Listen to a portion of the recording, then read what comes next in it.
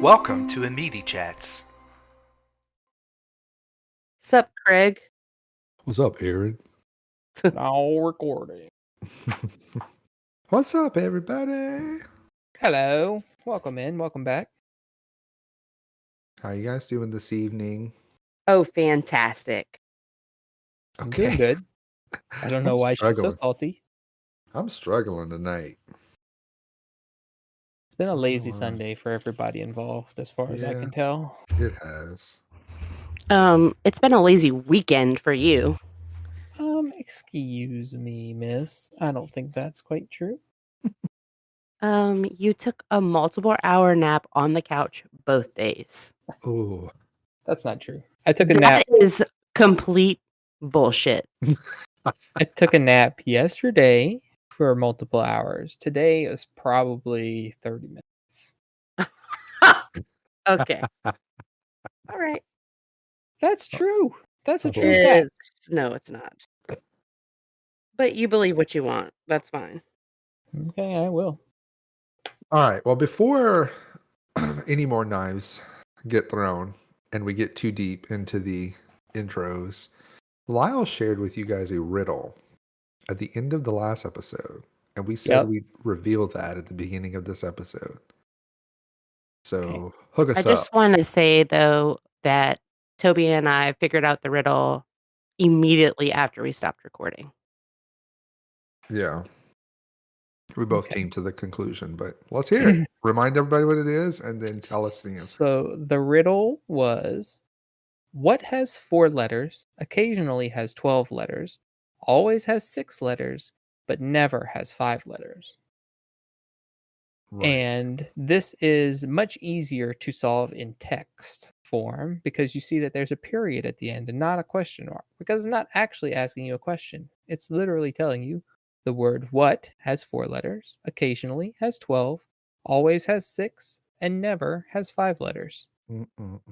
So that's the trick. That's the joke. Good riddle. Thanks. I don't remember where I got that from, but I heard it somewhere recently, and I was like, I feel like you might have told us, but I don't remember what you said. Who could anyway, say? Who could know? What have you guys been up to these last 2 weeks? Lord, Dick Lord. I'm back to doing my normal work, my normal job work. For now. Although Wednesday I'm going back to the contract client that I've been working with, so I'm going to be doing something for them again soon. So that's been pretty busy during the day. We had like a couple of days where it was slow, and I was like, neat, and then not so much anymore. And then what else? Summer has officially started. School is out for summer. Yeah. And Ollie started his little exercise class, so he went Tell to me his about first that. couple of those. What is he doing? I don't know exactly, but from what I saw, he is like, they have like a little AstroTurf field inside. Okay. Is that a gym or? It's a gym. I don't know what all they do there. They have like a bunch of exercise equipment and bikes and everything. I still hear me echoing, Aaron. And they were on the field, and they were running back and forth across the field, and they were hopping back and forth across a line, like plyometric type stuff. I saw them doing lunges, holding like medicine balls. They came outside and were hopping over some little like low hurdles and then running across the parking lot.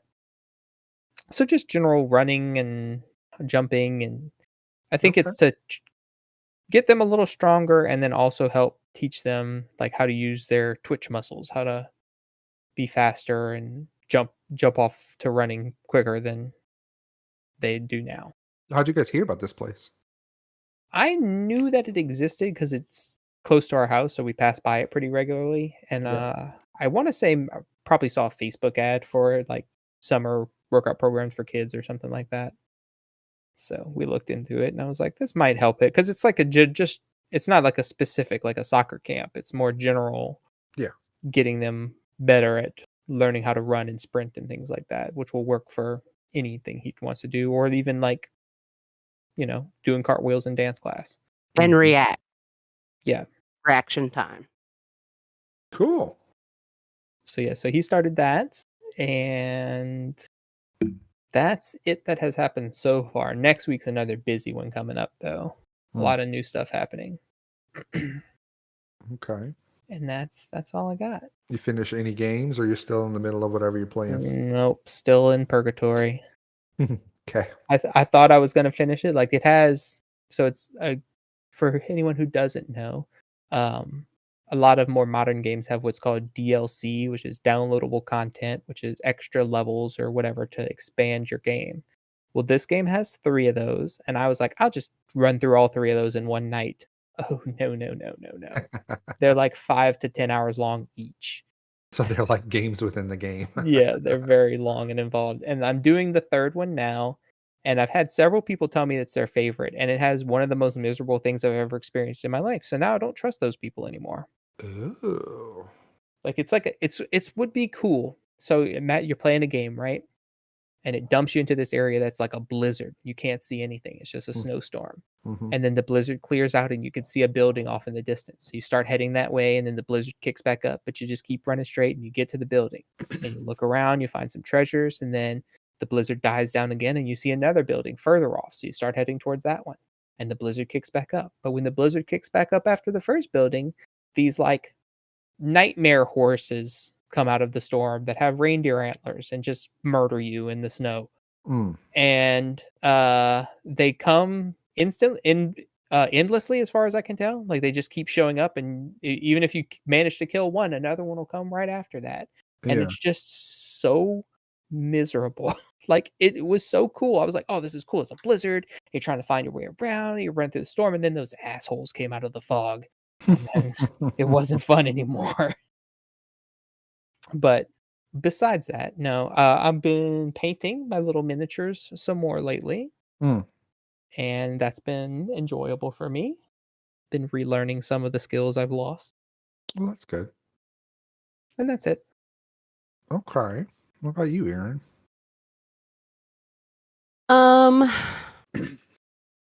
Not really a whole lot other than everything that he just said that has to do with our family. Yeah. We start swimming lessons tomorrow Okay. for all 3 of the babies, so that ought to be interesting. Oh, Claire's gonna do swimming. Mhm. Like, I'm Fun. kind of hoping they just throw her in the pool and see what happens. Right. My But I'm gosh. also nervous about that. Of course. Um, but I imagine she's gonna have to learn sort of the baby survival stuff rather than, like, how to swim. Mm-hmm. She's gonna be more learning how to survive, if I had to guess. Sure. Which I don't really know how they're gonna teach all 3 of them because they're not necessarily at different levels of swimming, but they're different ages, obviously. And different So, capabilities. yeah. I don't know, though, Simon is pretty good about, like, he literally practices swimming in the tub almost every night. At least practices, like, breathing and stuff with the water, but So it's just your 3 kids with an instructor and that's it? yeah, so technically it's not, private lessons though, because they Okay. do, um, like, class lessons. It's not private lessons, it's, like, not public, it's 3 people are allowed in a class at a time. A private lesson would be just one-on-one, but Yeah. it's 3-on-1 regardless, but Okay. it's just so late in the day. It's, like, from, like, 6:45 to 7:30 or something like that, Oh, wow. Okay.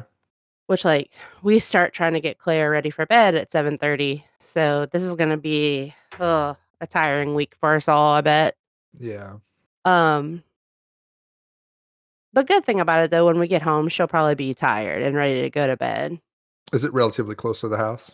Yes. That's good. It's not that far away from where Oliver's dance school is, Oh, okay. which, I mean, you know where it's Yeah. at, but for Mhm. everyone else listening, it's like 5 minutes away. Yeah. Um, What else? I'm been trying to get organized around the house, and so, like, I will go and buy something to organize something, and that's been, like, interesting because it will just not work. Oh. And, I mean, all of these things I have and have bought, I can use elsewhere in my house, so it's not like it's a waste of money, but it's like the thing I bought for the canned goods. It, like, Mhm. just doesn't work. Yeah. So, anyway, that's been a little frustrating, but what's that called? Like, first world problems? Oh, yeah. We were talking Um, we wanted to start introducing first world problems yeah, because we literally have one every day. yeah. Anyway, Um, we're privileged to have the problems that we have for sure. that's right. What else? I've been doing cookies as usual. I've been trying to get some other stuff together for my business. Eventually, and I mean, it's okay if the company I work for now were to hear this, because they know. Um, Eventually would like to go off on my own, do my own thing, my own Mhm. company, but, like, right now, I can't justify that. Yeah. So, just been trying to move in that direction a little bit more every day. Yeah. Um, but ooh, I know I talked about Bridgerton last time, but there is an obsession It's deep and it's real. that's pathetic, I shall say. I What have I meant since watched everything. I'm completely caught up, so we were able to talk about it. I've been a little bit of an outlet. but I'm enjoying it, and also there's 11 days until the second half comes out. I've informed my mother-in-law. The nasty, terrible joke that my husband, Lyle, tried to play on me last time, telling me that, we're gonna eat for her birthday on that night, Mhm. and I basically told her, "I love you, but" Hashtag priorities. Yeah, yeah. Anyway, of course, I'm That's not that bad, or am I? no, she's not. It's a normal obsession. Ooh, I don't think that's true. Yeah, I think it is. You're just a little infatuated with the show. I don't Yeah, think it'll. it might be a little like a 3/4 of a step beyond normal. Yeah, yeah. In the terms of cups being full, um, I'm normally like a cup half full Mhm. kind of gal instead of half empty. But, like, in the terms of how much cup I filled with Bridgerton over the last 2 weeks or however long since it came out, I would say a good 7/8 have just been Bridgerton research. I have rewatched the show a few times. Yeah. But also, like, to be fair, again, you guys, I do these cookies, and when I say watch, like, I don't it doesn't have my undivided attention. Yeah, you might be sitting there for an hour at a time or maybe more, I don't know. Focused Yeah, on your decorating or whatever it is the task is, and that's yeah, just on in the background. yeah, and I'm, like, hearing what's going on, and I can tell when I need to look up, and I looked up more than I should. Yeah. So, like, a lot of me rewatching is just going back trying to catch all the small, like, intricate things because if I wasn't I really liked it before, but this season has got me obsessed because, the female lead in this season is just relatable. So, I Mhm. think that's probably why. But anyway, Okay. um, how about you, Toby? Let's see. Well, I guess last weekend I was home. Well, I was on call last weekend, so yeah, I was home. Oh, I went to a coworker's house. She called me because she wanted to set up.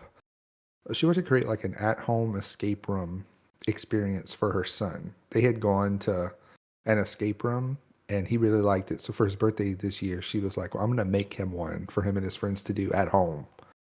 So she went to the store and just got like a bunch of random things that we could use, like combination locks and key locks.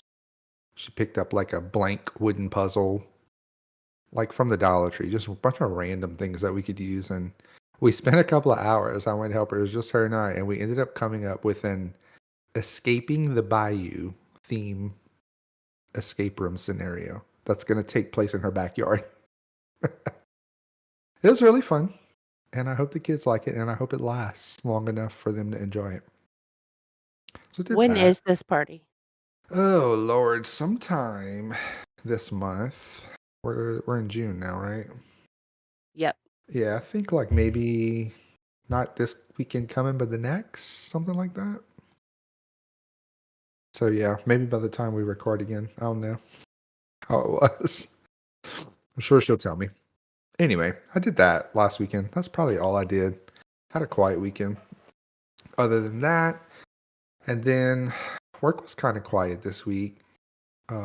We were off Monday for Memorial Day, so that was nice. And I ended up only working half a day on Friday, so that shortened my week up.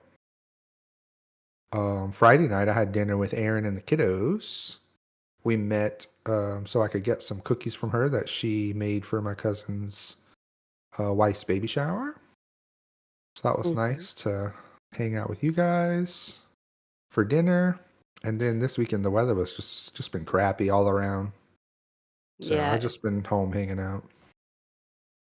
Yeah, how have the storms been on your end of the world?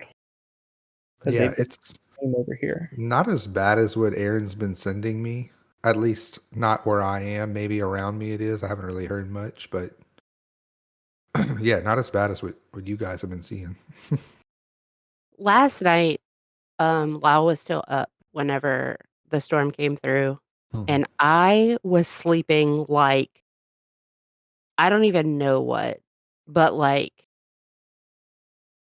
when he woke me up, he's like, "Oh, I'm waking you up because I thought you might like to see how crazy the storm is." Mm-hmm. I felt like, I don't know, maybe a bulldozer is a good description. I felt so heavy like that. So I must have been sleeping real good. And I was like, was I snoring? Because it surely felt like it. And he told me no. Oh, But anyway, I also told him because when he woke me up to show me how crazy it was, like the lightning, the flashes of light, like there probably was not a second between each flash of light. oh Like wow. it was just constant. Hmm. And I kindly asked him, like, in the future, please don't wake me up. Let me sleep. And he said, well, I wanted you to see it. And I said, well, next time, record it and show me the next day once it's all over. Yeah, I don't think it was so much she wanted to sleep as that she was just like didn't want the stress of knowing that there was a bad storm until it was over and nothing bad happened. Yeah. Um, so like I'm not necessarily afraid of storms so much. Like I don't mind rain. I used to be terrified of lightning, but like only if I was caught outside in it. But I kind of faced that fear. I was like, "Oh, I need to be a big girl and walk to my car," and I had to do it one day and I kind of got over that. I'm still a little uneasy, but Hmm. um I don't like weather that is like threatening a tornado. And I've obviously never been involved with a tornado, so I don't really know what to expect. I don't know what I'm looking for. Yeah. And Weren't you at your brother's once? I was oh my god, yeah. I was at my brother's house once, and there was a tornado warning. There was a tornado in the area, and at the time, they lived in a mobile home, and, of course, my brother is a little panicky about weather as well, and at the time, my ex-sister-in-law, she was pregnant for my first nephew. He's, like, 15 now, or about to be 15. Um, but we got into my brother's truck, and he was driving to run away from this tornado that we didn't even see, and I felt more unsafe in the vehicle because, like, he was just trying to get to, like, shelter quickly. And it was completely pitch black nighttime. Yeah, and, like, they live North Louisiana, so in the middle of the Kisatchie Forest. So, So even if there was a tornado, they would not have seen it. yeah, like, winding roads, slick places for water to stand. Like, literal tears were coming out of my eyes in the back of the vehicle. It was a very terrifying experience, but still to this day, I have not seen a tornado. Yeah. But I have dreams about tornadoes often. I have a So, lot of crazy dreams often. I do. I don't even know why. I dream so much, and it's chaotic dreams, and I get, like, when I start having chaotic dreams, they jump from one to the next, and I feel like I've lived a lifetime when I wake up. Yeah. That doesn't sound restful to me. No. No, it's definitely not. Okay. Well, moving right along. I think we're going to do a non-conspiracy theory this episode. We're going to revive it. No game today. I do want to mention a game before we move on. Oh, okay. So, have y'all ever heard of, I'm sure you have, but, like, 6 degrees of separation? Yeah. That, like, everything can be related within 6 degrees of, separation. Yeah, like the Kevin Bacon game is a popular one. Yeah, like, so yeah, I have seen some stuff on TikTok where they're, like, relating things. Is it always Kevin Bacon they're relating it to? I mean, I don't know what you're listening to, but that is a very, very popular one Yeah, that that's the people most do. common one. Okay. I just think it's interesting how they do that, and so I was trying to come up with a ways that we could play on here, but then I couldn't, like, I don't know who to pick to go against, I guess, Kevin Bacon, or who to pick, you know what I'm saying? Yeah. So I was like, "Meh." It might be tough. It'll be But like, anyway, that is an interesting theory. Well, the point is you pick anything. right, and you then pick any figure- two, you for figure out example, what any they two actors, and you try to connect the dots. Yeah. Or any two whatevers. But then I was thinking, like, Lyle would be awful at that. are. The pop Maybe. culture one, maybe, but maybe not other categories. You'd be surprised. Also, I'm willing to cheat because there's a lot of different properties in Fortnite. So you can relate a lot of stuff by bridging through Fortnite. Okay. Like, for example, um, A free game, guys. A free Lego. game. Lego. There's a bunch of Lego stuff in Fortnite. And there's also skins where you can dress yourself up as Ellen Ripley from Alien. Yeah. You can relate those two through that way. You can just jump from one property to another, like make a huge leap, just Mhm. because they're both in Fortnite. Yeah. I gotcha. Okay. Anyway, moving on. Moving on. Okay, so non-conspiracy theory. So last episode, Lyle asked the question or posed the question to us. Why are plates predominantly round? Mm-hmm. I looked up the answer. Did either of you look up the answer? I did not. You did? Okay, go for it. So more or less, it's because that it's easier to create round objects, like with a pottery wheel or with modern manufacturing. Mm-hmm. And in addition to that, round objects are more structurally sound than I think any other shape objects. So if you drop a plate or a bowl or something, it's less likely to break or crack if it's round than if it was square. Okay.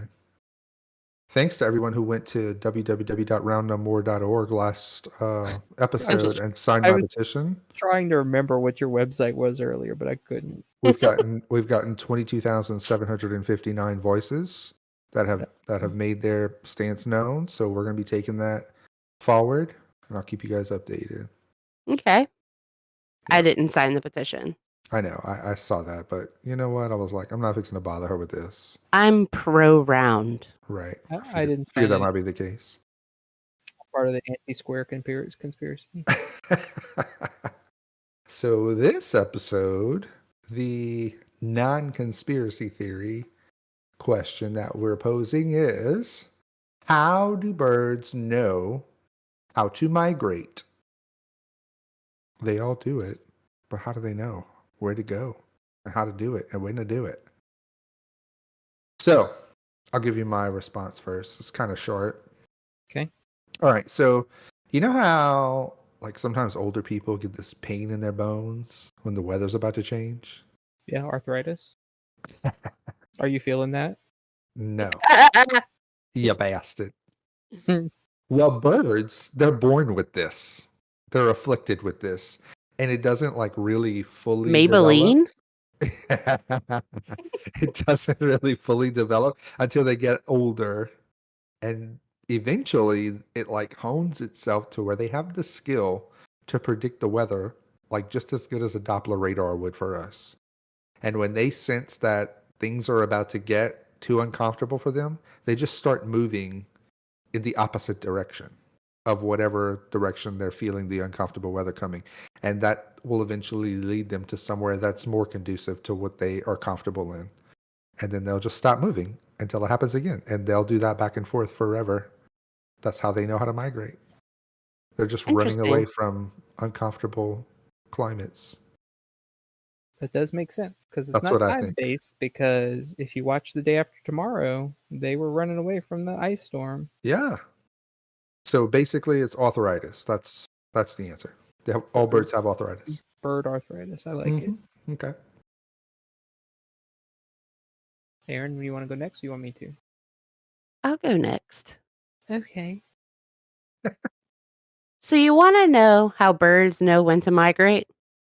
They have team meetings, of course. Yeah. Much like a team playing the game of American football, there are several meetings and practices leading up to their game season. Mm. Football teams practice formations and plays on the field, and birds do just the same in the sky. When we see birds in a formation, we are almost always mesmerized. Why? We often think, how do they do this? It's amazing. Natural instincts, I guess. No, bitch. They practice when we aren't watching. When their Wow. fancy little formation season is over in a particular area, they have one last meeting where they discuss their upcoming migration. They yell, squawk, squawk, and they break away to their next destination where they will fool even more onlookers. Squawk, squawk. Squawk, Okay. squawk. So they're just super intelligent and have meetings and Correct. practice. Okay. Mm-hmm. I can see that because a lot of times we see a lot of movement before the actual migration time is about to happen. How else would they all know to attack the humans in the movies The Birds? That's true. That's true too. They had a meeting about it. Cross species meetings? No, Oh, okay. just the birds had a meeting that were like, hey, you know what we should do tomorrow? Let's eat the eyeballs out of all the humans. No, I'm asking though, like when they have these meetings, are they cross species meetings or they just stick to their own kind? No, it's birds in general. There is like a bird general, Oh. okay? And then that bird general relays the messages to all the bird officers. All the bird officers relay the message to all the just general Oh. birds. There is a hierarchy here. Yeah, so they have like Can you it know be any this. kind of bird? Like, can a parrot I be a general one year, but then sometimes a duck is a general? Here's the thing. Much like a supreme justice, it's for Uh-huh. life. Oh. Yeah. I guess that Yeah. makes sense. So once a bird is bird general, they're Mhm. bird general till they die. When they die, there's a whole voting process, electoral college bullshit that they go through, and they select their next bird general. Mm. That bird general then relays the messages to the bird officers, then the normal birds. They all know what to do like that. Wow, that's too detailed to not be true. You're not coming through the This mic. is all making me a lot less fond of birds. Okay. Interesting. All right. All right. How do birds know where to migrate? Well, see, this is obviously a trick question because in truth, there are no birds. The government trained drone controller that operates all the birds you see simply moves them around to different sectors in order to keep up appearances and further spread their observation capabilities. Ever wonder why a bird flies into a glass window? We've been told it's too clear for them to see, but we've also been told that they can spot an insect in the grass from 100 feet up. We've been told that they see a reflection of themselves and get territorial, but I've seen way more female birds fly into windows than males. This is simply the drone controller taking a pee break or spilling their Starbucks on their keyboard. So, in summation, the birds know where to migrate because their pilots tell them to. You know, what if Yes. it's bird drones having meetings? Right. Well, right. People are really the ones meeting, but through the bird drones. Yeah. Oh shit, we got a bunch of mockingjays flying around. This is like that movie, Cabin in the Woods, but with birds. Oh my. Have you seen that movie, Toby? I don't think so. It's a horror movie, yeah. Okay. So, That's all I needed to know. Let's be fair. You already knew the answer to that question.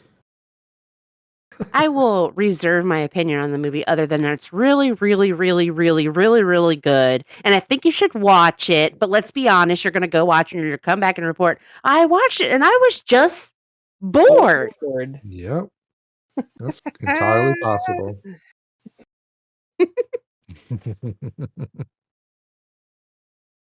Okay, I am going on record saying I like Aaron's theory. I think it's a good one. Wow. Yeah. Wow. I think, well, because you both watched He's Bridgerton, literally, yeah, I have watched him just now. He's crying. is he? I think his is very plausible, but I just like yours better. He does share that theory with a lot of people. Yeah. Mm-hmm. with the fake birds.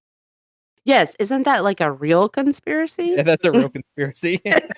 Oh, you have you've I've brought broken a the real rules of the game. I've brought You've a made real it a conspiracy. conspiracy theory. This is non-conspiracy theory, sir. That's funny. So this work that you've been doing, you've just been copying from that guy on his YouTube channel. What's his No, name? Mr. Paula. No. He's another. He does all the like school shooting stuff. No idea. Forget his name. Yeah, I don't know. Doesn't sound like a thing that I would watch. Anyway. That's not my corner. Anyway. All right. Well, join us next week. We're going to figure out how birds know how to migrate and tell you guys. Until then, we're going to move on to Did You Know? What if we Google it and they're like, sorry, this is classified information. That'll be Weird. interesting. Very weird. And we know for sure Yeah. that Lyle's theory is right. Right. Yeah, my theory's not right, but it's funny. I told my friends that I was writing a conspiracy for how do birds know where to migrate? And they were like, well, obviously somebody tells them. Oh my gosh. It's that way. Okay, well. All right. Who knows something this week? Ooh, I do know something. Is that what we're doing now? Yeah. That's what he said. Oh, okay. So the boss said. Did you know? Did you know? Yeah. I'm gonna need you to isolate that. Make that the jingle that plays every week, every Yes, other sir. week. Will do. Okay. So do you guys want to guess first what the national animal of Scotland is? Yes. Ooh, It is badger. the Western yellowback salamander. Did you make that up? Yes. No. Okay. I'm gonna go out and say it's definitely not badger, but I have a reason why I said badger. Like badger as a guess. That's a good guess. Okay, well, the national animal of Scotland is actually the mythical unicorn.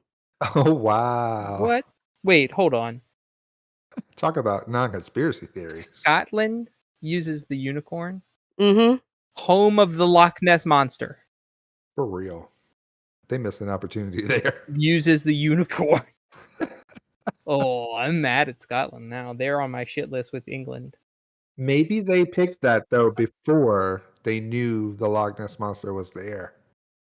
This might date back to early. Well, childhood. I'm telling you, I'll tell you why. Chosen because of its association with dominance and chivalry, as well as purity and innocence in Celtic mythology.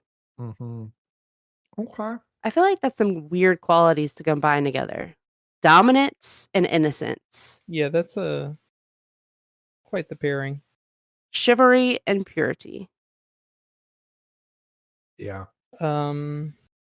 Yeah, so would you like to know why my initial reaction was badger? Yeah. Yes. And then how I know so surely that it's not badger? Let's hear it. So, you know our national bird, right? The bald eagle. Uh-huh. Mhm. And you know how illegal it is to harm a bald eagle, correct? Yeah. Yeah. Yeah. So likewise, in Canada, they have the Canadian goose, and it is also illegal to harm a Canadian goose, Right. even though they're assholes. Right. Well, in Scotland, if you think of someone with bagpipes, and they might have a little bit of a animal fur on their attached to their bagpipe sash, it always to me is like a badger.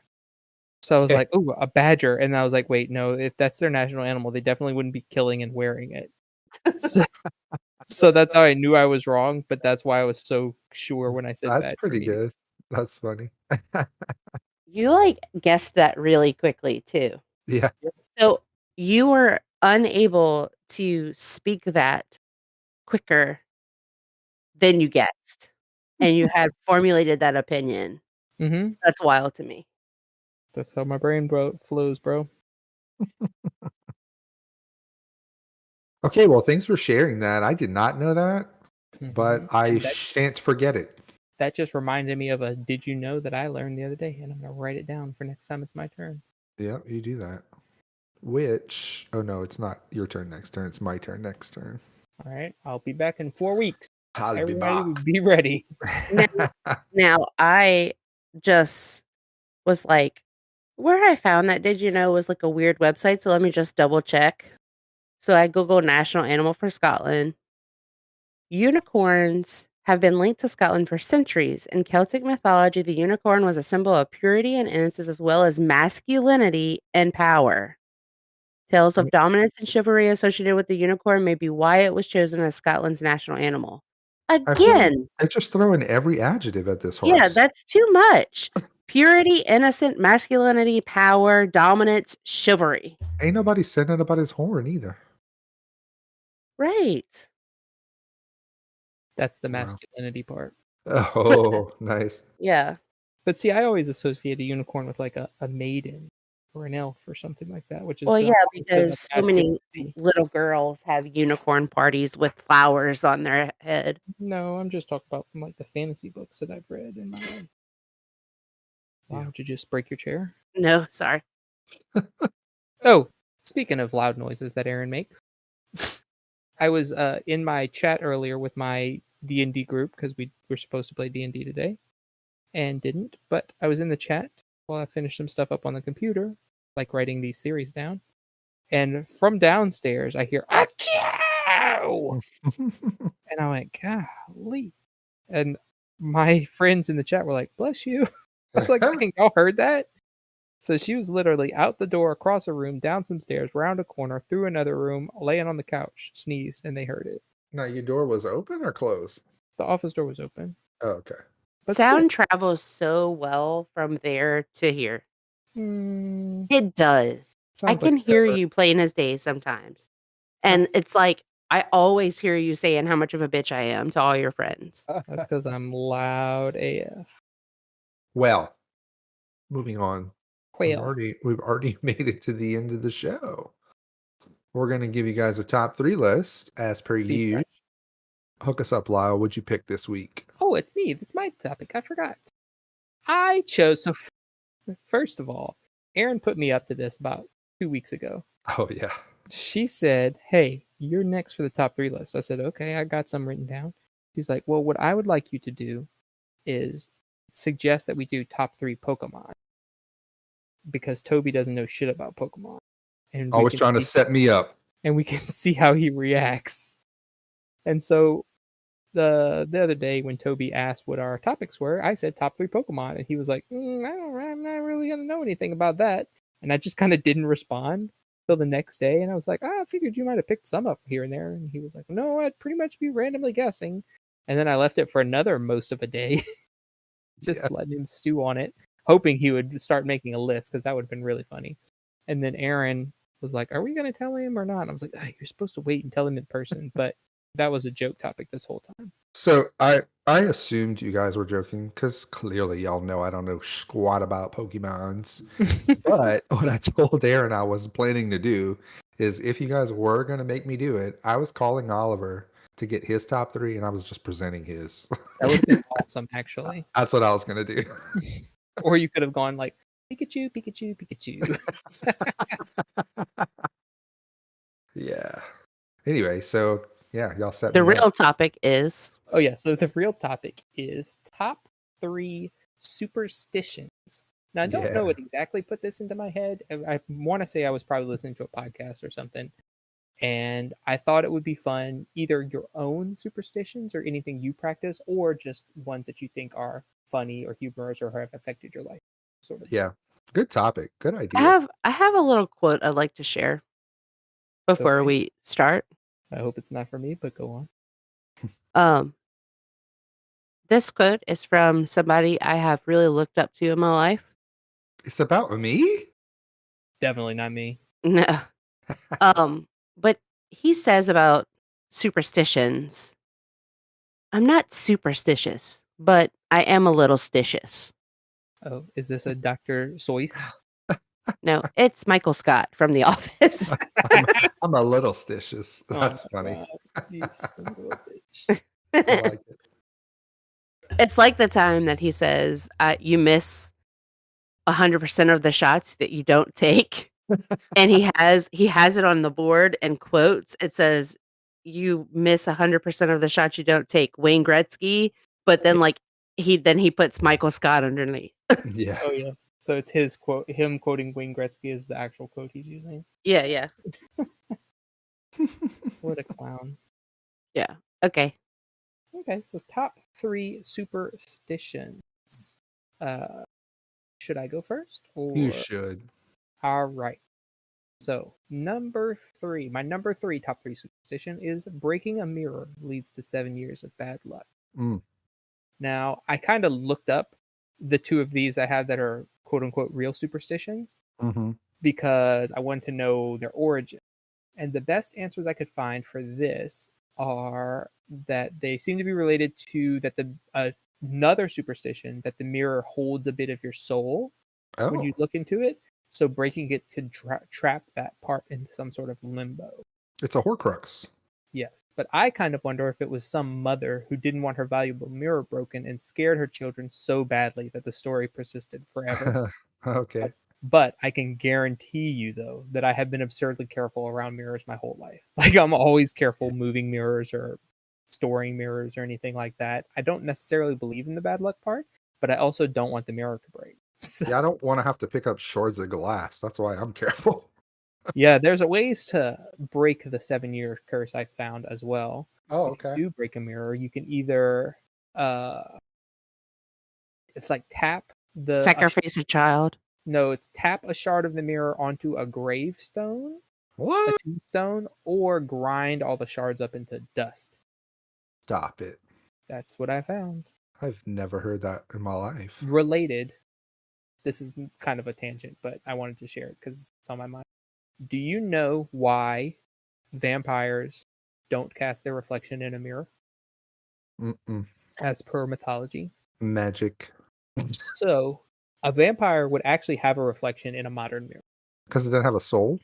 No, Oh, okay. it's because traditionally mirrors, the backing that gave them their reflective was made of silver, which is the pure metal.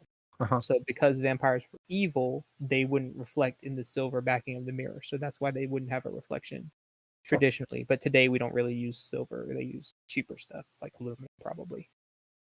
So, or aluminium if you're a foreigner. Yeah. All right. All right. Well, don't break a mirror. I try not to. I'll go Yeah. next. My number 3 is the superstition that itchy palms means that you may have good luck or you may have money coming your way. I borrowed this from my love of gambling. I have heard so many times, especially from a lot of the older people I know that like to go to the casino. Oh, my palm's itching. I'm going to the casino. I'm going to have good luck. So I looked it up, and that's what it says. Superstition's long-standing belief that itchy palms predict financial gain or loss.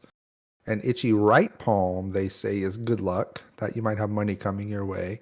But an itchy left palm might mean that you're going to either spend or lose some money. And then some even say that scratching the itch cancels out the bad or good luck. Oh, that explains why I always lose in a casino then. Yeah, that's why I never have gotten any money, because when I forget to take my allergy medicine, my palms do be itching. Yeah, you got to But sit I with the itch. haven't had any money come my way either. That's my number 3. Interesting. What you got here? None of mine are really like my superstitions because, well, Yeah. I don't really have any. I don't find maybe some. Black cats. I also was like Lau, and I looked up the explanation of them. Yeah.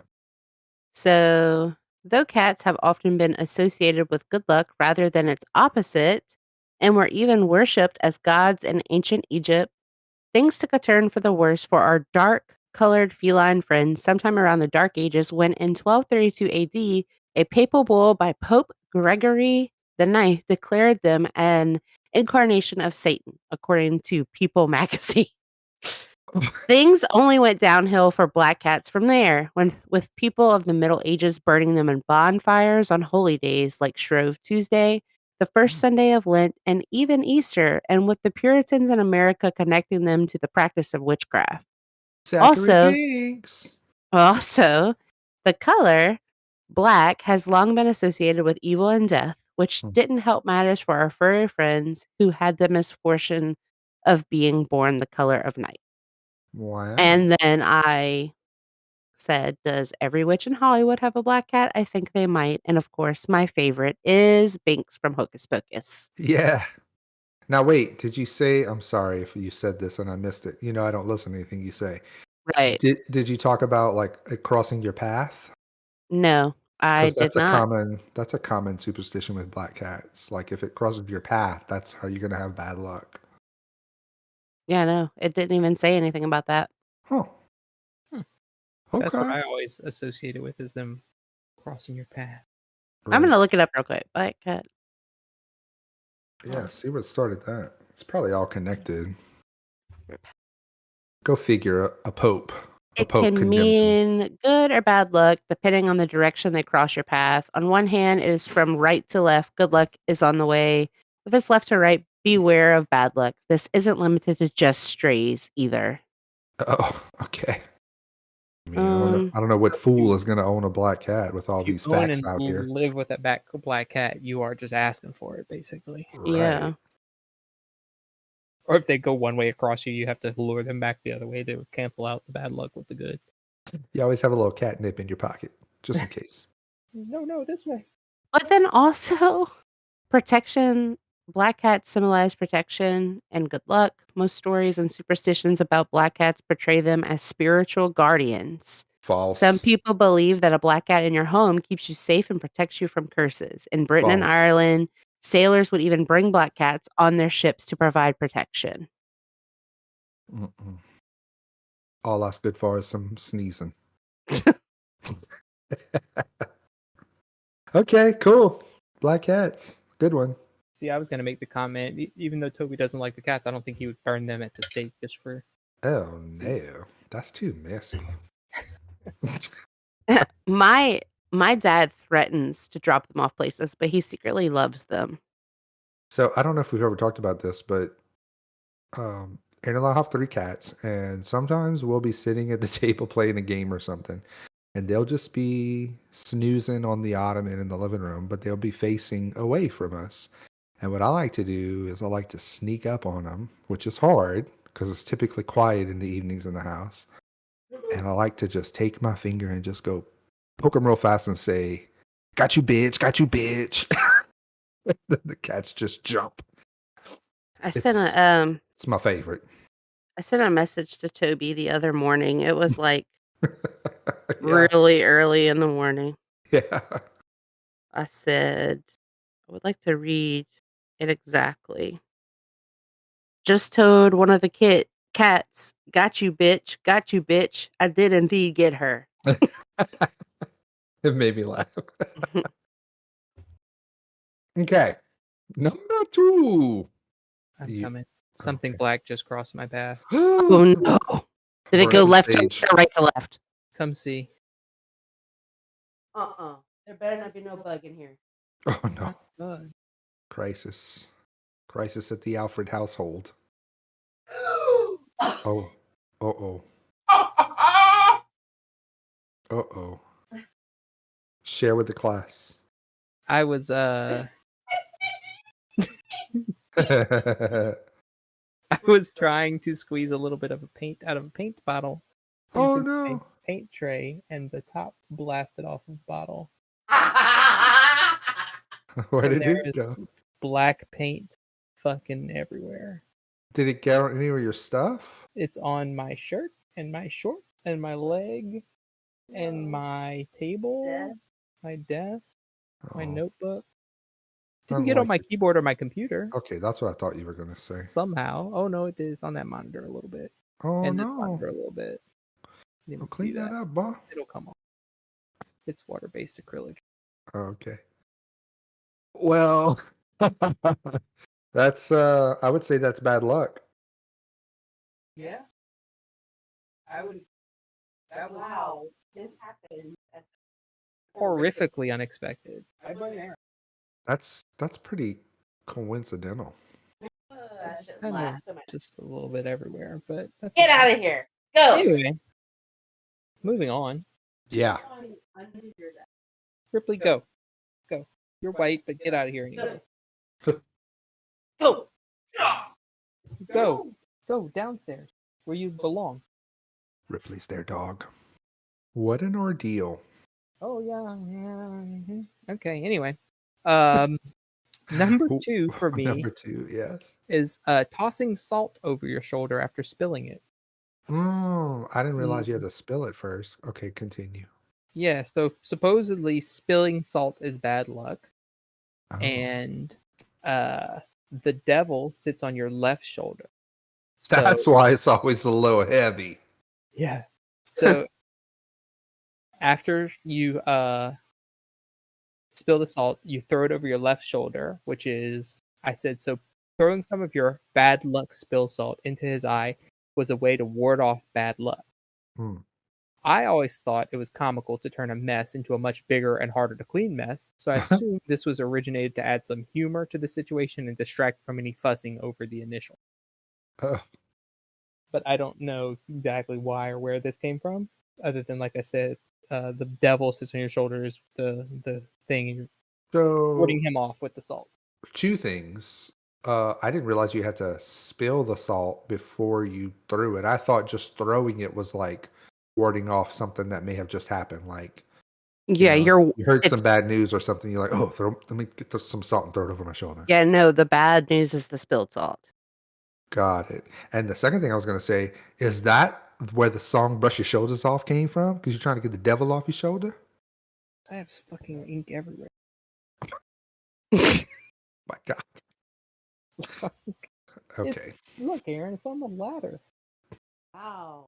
All right. Well, we're going to end the podcast here so Locke can go clean up. No, I'm Well, go to number 2. Am I number okay. 2? No, did- my number 2. My number 2 is the superstition that eating specific foods on New Year's Day will bring you one thing or another. Ugh. I didn't pick this one because it's a favorite. I just picked it because it's a popular one. Both Aaron and I have a bit of disdain for it. So, supposedly, there's some superstitions that focus on the foods that symbolize good luck for the year ahead if you eat them on New Year's Day. I'll just read a couple of the popular ones. Supposedly, black-eyed peas is believed to bring you prosperity because they swell up like little coins when you cook them. Or any kind of leafy greens like cabbage or collard greens represent money because they're green. And then pork is seen as a symbol of progress because apparently they move forward when they're foraging. So those are just a few. And then apparently there's also some foods that are linked to bad luck if you eat them on New Year's Day. The examples I see here are if you eat lobster or chicken. And opposite of the pig, it's apparently because they move backward, which supposedly hinders your own progress throughout the year. So yeah, I foods just on New hate Year's Day. the combination of food. What is cabbage? Yeah, Money? yeah. The green stuff is money. Leafy greens are money. I just don't feel like any of this stuff goes together. I don't know, maybe the pork and the beans, but You don't think some ham and some cabbage goes together? I guess, but like not all three of those things. Yeah, it Either is have ham and cabbage or ham and black-eyed peas, but not black-eyed peas and cabbage. That's too yeah. much gas for one meal. Also, for all these people who've been doing this, has it ever worked? Has it ever really worked? No. Okay, superstition. That's my number 2. My number 2 is tossing spilled salt over your shoulder. Get out of here. You guys picked the same one. I have a little bit of a backstory. It's not really a backstory, but Do either of you do that, by the way? no. I Okay. don't spill salt. I'm not a child.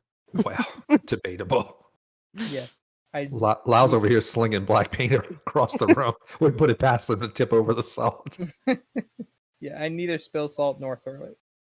Okay. Taking a pinch of spilled salt and tossing it over the left shoulder is intended to keep the devil at bay because he sits on the left while an angel sits on the right.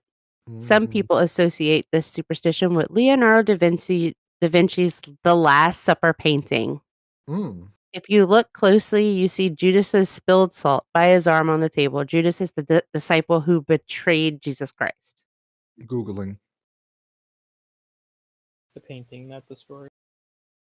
Also, I have a reference to this one. My favorite reference to Oh, this yeah, is look in at that. Dumb and Dumber, where he throws the entire salt shaker over his shoulder and hits the guy in the head.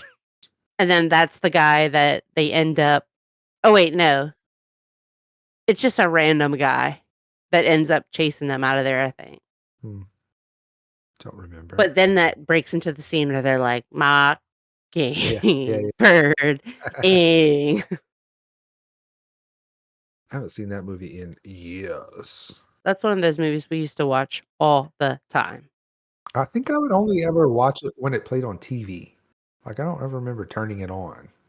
Dumb and Dumber, The Sandlot, Beetlejuice. We used to watch all of those movies Ooh, the over Sandlot we and had on over tape. and over and over. Yeah. Mm-hmm. My grandparents had like a little movie library. Mm-hmm. Like my grandmother would buy like every movie that would come out on VHS, and the family would go and like rent them from her. Mm. We would go like write down what we take. Like we That's could take hilarious. whatever, but we would write it down what we take, and then like we had to go like check it back in. That is so funny. It was a smart little system.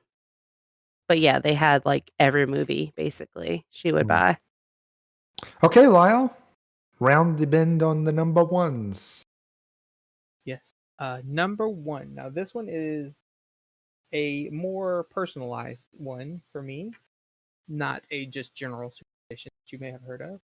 but some of our listeners may be aware of this, and it is button combinations in video games. So Okay. you may have something from over the years, like leaning while you're turning in a racing game, or raising your hands up when the action's getting intense and your like controller's like way up in the air above your head, basically. Oh, yeah.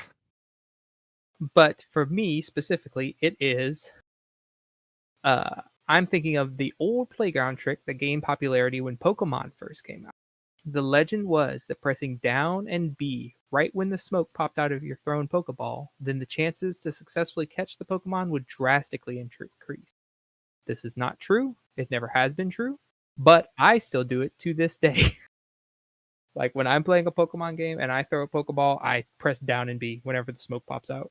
Just That's so funny. on the off chance that it will increase my odds of getting a Pokemon.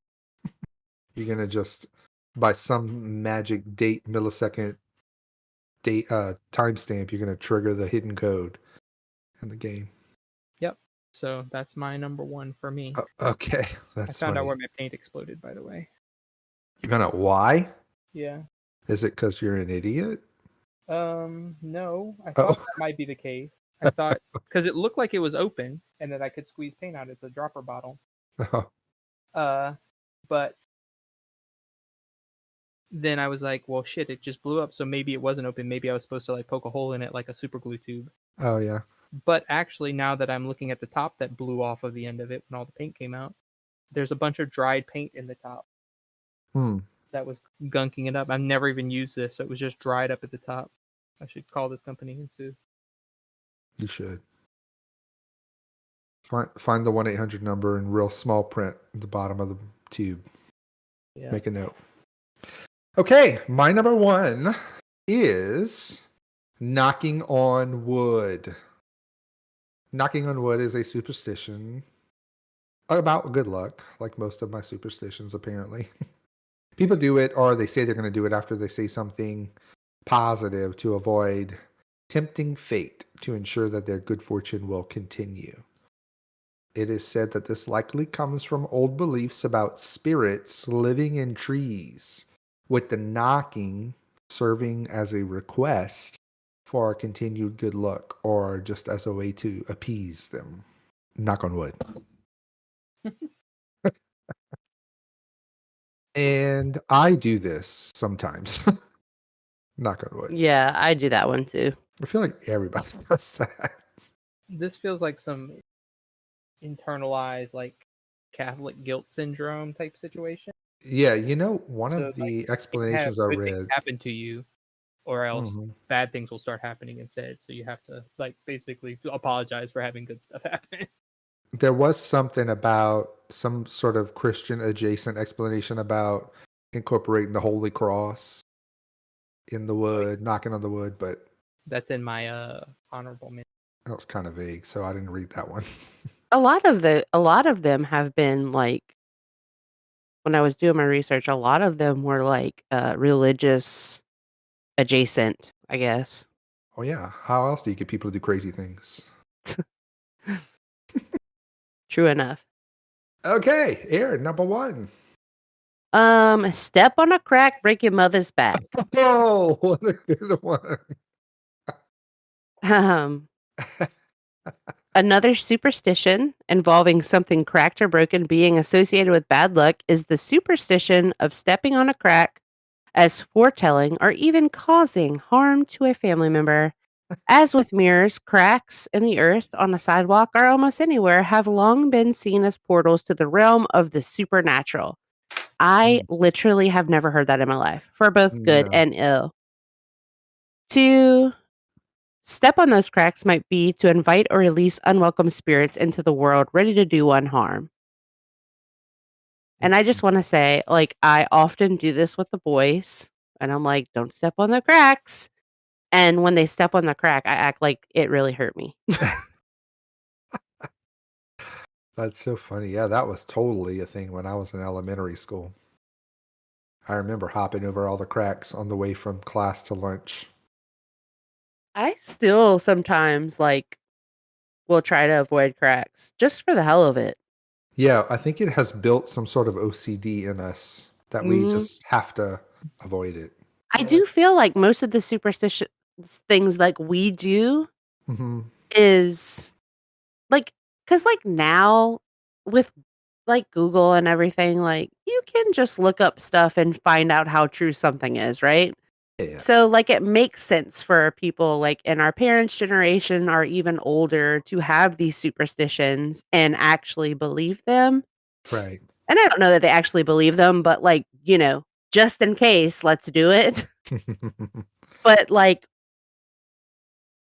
these things were just like ingrained in us, right? So Yeah, like it's the same thing like with um the origin of like little sayings like nip that in the bud or those sort of what I'm yeah. talking about, those sort Hmm. of things. We just say them and you don't really know what they mean until one day you're like, oh my god, that's why we say this. Yeah. Tit for tat. What the hell does Yeah. that mean? I ain't touching nobody's tits for no tat. I might. Well, I might too, actually. Brenda. Oh my gosh. Okay. Um. Yeah. So it's because we have made habits of doing those things. So we've built Hmm. habits. And on that note, I wanted to mention that we have all been using our little habit tracker app. Some of us more than others, but we're getting there. Whatever. And we are slowly but surely trying to build some good habits on our little health journeys. I know I've been slacking on the one I want to do more of, but we're going to get better. Some of us have been not doing so good at our exercising. Yeah. Hmm. Yeah. I think Same. all of us. Yeah. I did it a couple of times, but I need to get in the routine. Yeah, you started out hot on the exercise. I was like, look I at him know. go. I know. And then what happened? You know what it is? Honestly, my eyes started bothering me and it has not gotten better. Like it's That's a been really on and great off. excuse. You It lifted is your though. eyes? Yeah, because like when my eyes irritated and I'm sweating and it's the fans blowing in my face, it's just annoying and I can't deal with it. First world problems. I need Yeah, to go to the doctor. And while you exercise on your treadmill in your garage. But so I'll be And real. That's really why. Anyway, also, I would just like to say, and you all can congratulate me in private if you'd like, but I have not bitten my fingernails in like 2 weeks, that's excellent. and it's a habit. and Yeah. they're now almost as long as mine that I cut like 4 days ago. Like, Yeah. Well, also I have like freakishly small nails. It's true. So like I guarantee you when you look at your, let's say, pointer finger nail, it's probably twice the size of my nail in width. Minimum. yeah, you have some super tiny nails. We My should post. pinky nail, Okay, you should make an Instagram post of your finger and Lyle's finger next to each other. That should be the Instagram post on the podcast. I also took it's a picture of my mess, so Oh yeah, do that too. it's stupid how small my nails are. But my mom also has small nails, so I obviously get it from her, but I don't know if we have some sort of deficiency. now we know who to blame at least. Yeah. Blame You it know what on- it is? She didn't throw the salt over her shoulder enough, and the devil shrunk your nail Mm, beds. maybe Yeah, so. 'cause we know Mhm. your But dad my toes, spilled some salt in some restaurant where they didn't screw the cap on tightly enough. That's right. he listens to the podcast, I know. Shout out EJ. but also that was ketchup. I know it was ketchup. I'm sure salt has happened before. Just probably was less of an ordeal. I still think about that sometimes and get a good old laugh. He was like, "This is gonna be funny in a week." And I'm like, "I don't know, Dad, it's funny now." So for context for anyone listening, they were at a local diner and her dad has to shake any ketchup he's about to pour, no matter what. And he picked it up and shake it, except whoever was there before him had just set the cap back on top. So the cap flew off, ricocheted off the window with a loud gunshot like noise, and just ketchup all over his face, his hat, his clothes, the wall, probably. Terrible. So, And big when old- I tell you, it was like, I use this with Toby a lot, but it was like hellfire and brimstone in his eyes. He went from just happy as can be because he was coming from his son's house after just seeing his grandchildren. I didn't have kids yet. They were like, meet me at this diner. So I go meet him. It was a late lunch. There was really nobody in there. He went from happy as can be to actual Dracula awakening, I guess. I don't know. Satan. Yeah. Yeah, he was upset. So He yeah. threw his head Oh no. against the wall. And then it was like in these like old diners, they have that like it looks like it's thick glass that looks like ice cubes, kind of. Do you know what I'm talking about? Yup. He threw the hat after that happened. And as he's walking to the restaurant, another man just like lifts his head above this glass and sees my dad with the ketchup across his eyeball at his face. And my mom is like, "Oh, the ketchup lid came off." He was like, "Oh my gosh, I thought he got shot."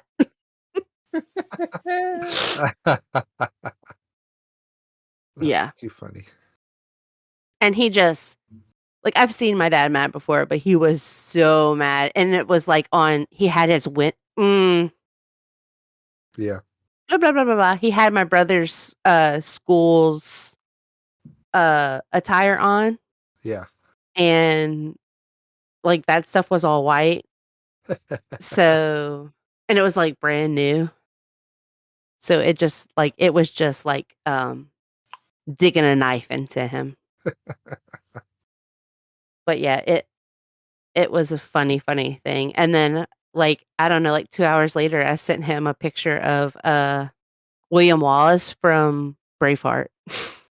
Cuz he looked like he was wearing war paint like him. Oh. Anyway, shout out to my dad. Yeah. If you're listening to this, hope you're getting a good laugh. enjoying this mention on the podcast of one of your least favorite moments. Right. Yeah. You're immortalized now.